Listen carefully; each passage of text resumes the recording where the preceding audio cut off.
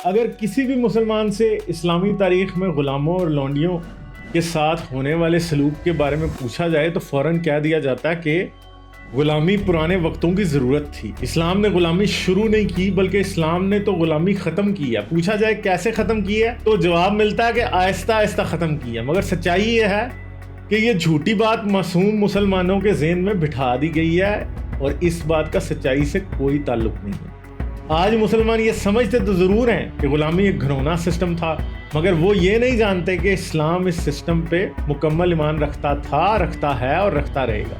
بیچارے مسلمان قرآن، حدیث، فقہ اور تاریخ میں موجود اسلامی غلامی کی دل دہلا دینے والی داستانوں سے مکمل طور پہ نابلد ہوتے ہیں.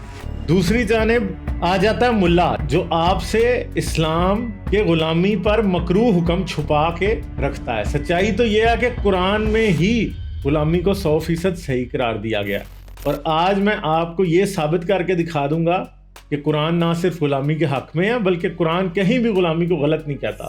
قرآن میں غلامی سے ریلیٹڈ جتنے بھی حکم آئے ہیں وہ سب کے سب پرو سلیوری ہیں، اور قرآن بھی اپنے وقت کی دوسری مذہبی کتابوں کی طرح ایک پرو سلیوری کتاب ہے جو سلیوری کو انکریج کرتی ہے، جس میں سلیوری کا مسئلہ حل کرنے کا کوئی فارمولہ یا ارادہ نہیں ہے. اور قرآن نے کبھی بھی سلیوری ایبروگیٹ یا ختم نہیں کی، اور اسلام کے مطابق سلیوری کو قرآن میں ختم نہیں کیا گیا تو حدیث، فقہ اور تاریخ میں اسے ختم کرنے کا دعویٰ کرنا بالکل بے مطلب ہے.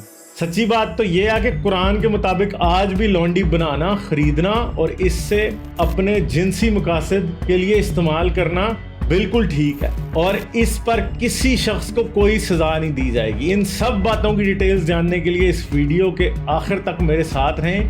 آج میں اس مسئلے کی ساری پول کھولنے جا رہا ہوں.